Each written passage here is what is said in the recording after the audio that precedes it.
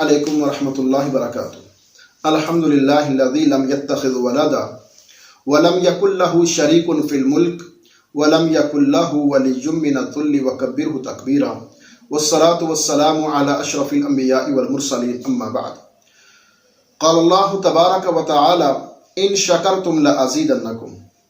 ایک سوال ہے کہ کون سا ایسا عمل کیا جائے کہ جس کی وجہ سے اللہ برکت پیدا کر دے۔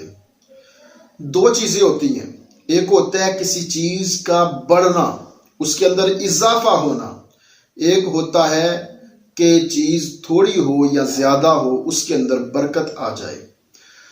دو کام ہر مسلمان، ہر بندہ دو کام کر لے، اللہ اس کی زندگی کے اندر، اس کے مال کے اندر، اس کے کاروبار کے اندر، اس کے اہل و عیال کے اندر، اس کے گھر کے اندر، اس کے علم کے اندر، اس کے عمل میں اللہ ہر نعمت کے اندر برکت پیدا کر دیتے ہیں۔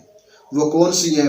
ایک چیز جو اللہ نے آپ کو دے دیا ہے، جس نعمت سے اللہ نے نوازا ہے، اس پر اللہ کا شکر ادا کریں۔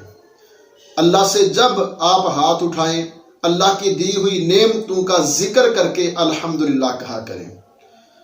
اکثر اوقات اللہ کی دی ہوئی نعمتوں کا تذکرہ کیا کریں، جو اللہ نے دے دیا ہے اس پر اللہ کا شکر ادا کیا کریں۔ اللہ کا وعدہ ہے ان شکرتم لازیدنکم، تم شکر ادا کرو گے برکت تو آئے گی، اللہ اضافہ بھی کرتے چلے جائیں گے، اللہ بڑھاتے چلے جائیں گے۔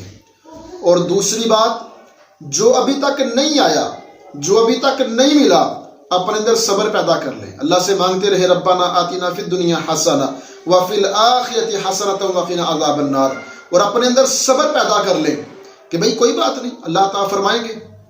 تو جب یہ دو نعمتیں بندے کو مل جائیں، صبر اور شکر، بندہ بہت بڑا مالدار بن جاتا ہے۔